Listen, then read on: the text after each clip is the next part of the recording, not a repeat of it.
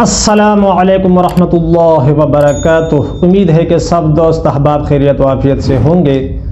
ابھی میں پیشاب کے ایک عارضے کے بارے میں کچھ مختصر بتانا چاہتا ہوں، جس کو عام طور سلسل بول کا مرض کہا جاتا ہے۔ پیشاب نکلنے کے کئی عارضے یعنی کئی صورتیں ہیں۔ ایک صورت یہ ہے کہ جس میں مریض کو بالکل احساس نہیں ہوتا، بلکہ پیشاب جتنا بنتا ہے اور مثانے میں آتا ہے تو وہ بلا ارادہ بلا احساس کے اور حاجت مخصوص کرنے کے نکل جاتا ہے۔ اور ایک صورت یہ ہے کہ مریض کو احساس ہوتا ہے کہ یار مجھے پیشاب آ رہا ہے اور تقاضے کی حاجت اس کو ہوتی ہیں اور پتہ چلتا ہے، لیکن وہ جگہ تک نہیں پہنچ پاتا اور راستے میں اس کے کپڑے گیلے ہو جاتے ہیں۔ اور ایک صورت یہ ہے کہ کوئی بندہ پیشاب کرے تو پیشاب کرنے کے بعد قطرات آتے ہوں۔ اور ایک صورت یہ ہے کہ مریض بستر پر نیند میں خواب دیکھتا ہے یا نہیں دیکھتا، لیکن نیند میں اس سے پیشاب نکل جاتا ہے۔ تو یہ کئی صورتیں ہیں پیشاب کے نکلنے کا۔ تو آج میں سلسل بول میں سے صرف ایک صورت پر بات کروں گا، وہ ہے بلا ارادہ پیشاب نکل جانا۔ بلکہ سلسل بول اصل میں اسی ہی کو کہتے ہیں کہ بلا ارادہ پیشاب نکل جاتا ہو۔ مریض کو صرف اس سے پتہ چلتا ہے کہ اس کے کپڑے گیلے ہو جاتے ہیں تو وہ مطلب اس کو معلوم ہوتا ہے کہ پیشاب نکل گیا، ورنہ اس کو کچھ پتہ نہیں چلتا۔ بس گردے جتنا پیشاب بناتا ہے اور وہ جب مثانے میں آتا ہے تو جتنا آتا ہے پیشاب تو وہ نکل جاتا ہے۔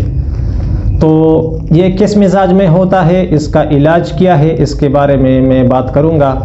اور جو پیشاب سے تعلق رکھنے والے عوارضات ہیں اس کے بارے میں انشاءاللہ پھر آگے بتائیں گے۔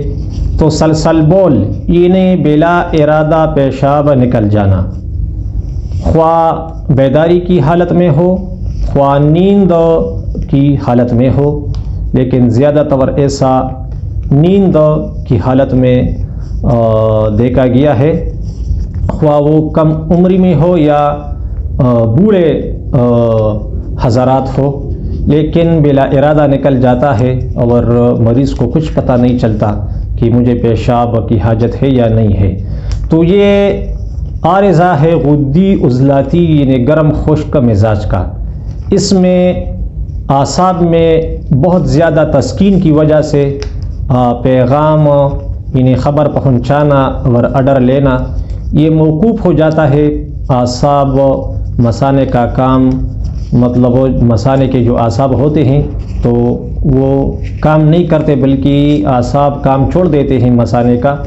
تو اس لیے یہ تسکین کی وجہ سے ایسا ہوتا ہے تو اسے پتہ نہیں چلتا کہ مجھے پیشاب کی حاجت ہوئی ہے یا نہیں ہوئی ہے۔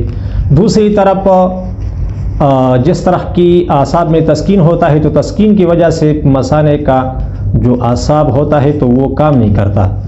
دوسری طرف عضلات میں تحلیل کی وجہ سے انہیں پٹوں میں بہت زیادہ ضعف ہوتا ہے اور گرفت پیشاب پر وہ مطلب عضلات یعنی پٹوں کا کام ہے۔ تو اس مزاج یعنی غدی عضلاتی گرم خشک مزاج میں مثانے کے پٹے بہت زیادہ کمزور ہو جاتے ہیں، بلکہ ایک پالج کی صورت تقریباً پیدا ہو جاتی ہے مثانے کے پٹوں میں۔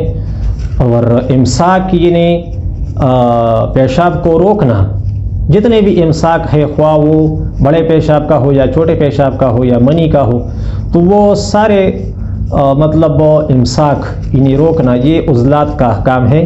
تو غدی عضلاتی میں عضلات بہت زیادہ کمزوری کی وجہ سے کام نہیں کرتے۔ اسی وجہ سے ایک طرف عضلات بہت کمزور ہے، دوسری طرف اعصاب کام نہیں کرتا کہ احساس پیدا ہو کہ مجھے پیشاب آ رہا ہے یا نہیں آ رہا، تو بلا ارادہ مثانے سے پیشاب نکل جاتا ہے۔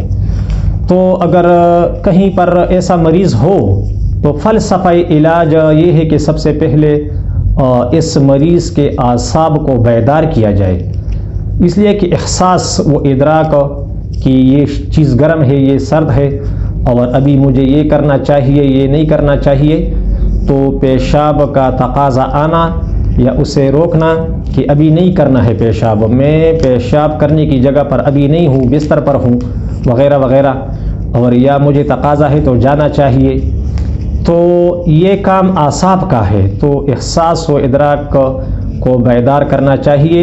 تو اس مقصد کے لیے سب سے پہلے اعصاب کو جگانا ہوگا، اعصاب کو طاقت دینا کو ہوگا، اس کی جو تسکین ہے وہ تحریک میں بدلنا ہوگا۔ تو اس مقصد کے لیے آپ یہ مذکورہ خوراک و علاج اور پرہیز آپ استعمال کر سکتے ہیں۔ سنیے، تو گھر پر اگر آپ مرکبات بنانا چاہیں اس طرح کے مریض کے علاج کے لیے، تو یہ 3 مرکبات میں ابھی ذکر کرنے لگا ہوں جو محرک اعصاب اور مقوی اعصاب ہے، تو انشاءاللہ تعالی آپ کی سلسل بول والے مریض کے لیے اس کا استعمال بہت بہترین ہوگا اور بندہ جلد از جلد شفا یاب ہو جائے گا۔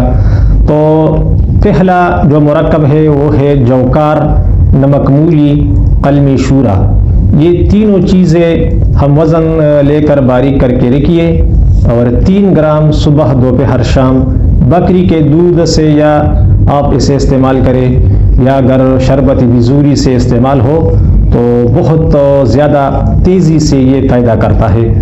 دوسرا مرکب مغز تخم خربوزہ 20 گرام، مغز تخم خیارین 20 گرام، تخم کدو 20 گرام، تخم ختمی 10 گرام، مغز بادام 30 گرام، ست ملٹی 10 گرام، خاشخاش 10 گرام، اور اس میں آپ چھلکا اسبغول جتنا آپ چاہتے ہیں تو استعمال کر سکتے ہیں۔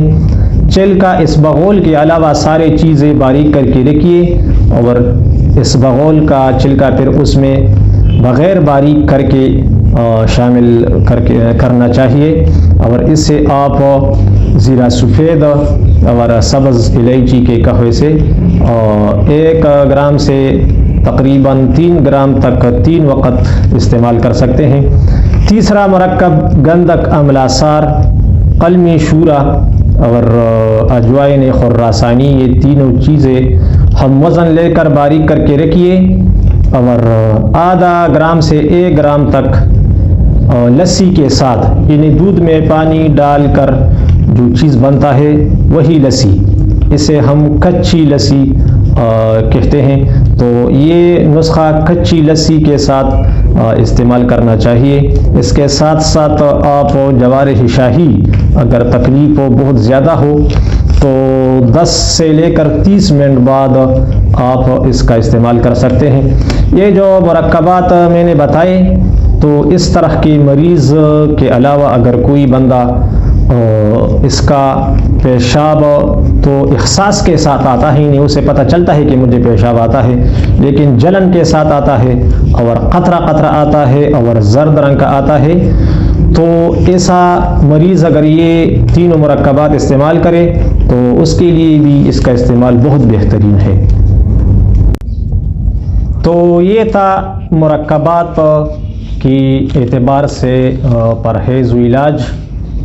اس کے علاوہ چونکہ یہ غدی عضلاتی مرض ہے، تو 4 نمبر خوراک سے اور 4 نمبر قہوہ جات سے، 4 نمبر نفسیات سے آپ کو ضرور بچنا ہوگا اور پرہیز کرنا ہوگا، بلکہ اگر کچھ نہ کچھ 3 اور 5 سے بھی پرہیز ہو تو بہترین ہے۔ تو خوراکی ویڈیو اور اس طرح نفسیات اور قہوہ جات کا ویڈیو میں ڈسکرپشن میں اس کا لنک دے دوں گا، اور بطور علاج آپ اس کا خوراکی علاج 6 نمبر، 1 نمبر اور 2 نمبر سے آپ کر سکتے ہیں۔ 2 نمبر خوراکیں، 1 نمبر اور 6 نمبر خوراکیں آپ ویڈیو دیکھ لیں تو یہ بطور علاج آپ استعمال کر سکتے ہیں۔ قہوہ جات میں سے 6، 1 اور 2 نمبر قہوہ جات، اور نفسیات میں سے اس کے لیے 2 نمبر نفسیات اور ساتھ ساتھ کچھ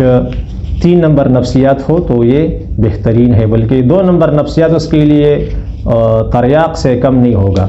تو امید ہے کہ اس عارضے کے بارے میں سلسل بول کا جو بلا ارادہ پیشاب نکلنا اور اس کا تفصیل میں نے کر دیا، جتنا بھی علاج و پرہیز تھا تو الحمدللہ وہ میں نے آپ کو سب بتا دیا۔ پھر بھی اگر کسی بندے کو کچھ سمجھ نہ آیا ہو یا مزید شرح صدر کرنا چاہتا ہے تو وہ ویڈیو کی نیچے کمنٹ کر سکتا ہے، میں اسے انشاءاللہ تعالی جواب دوں گا۔ امید ہے کہ دوست احباب کو میرا کلپ ضرور پسند آئے گا، تو اسے لائک کر کے شیئر کریں، اور اگر آپ نئے دوست ہو تو میرے چینل کو سبسکرائب کریں۔ السلام علیکم ورحمۃ اللہ وبرکاتہ۔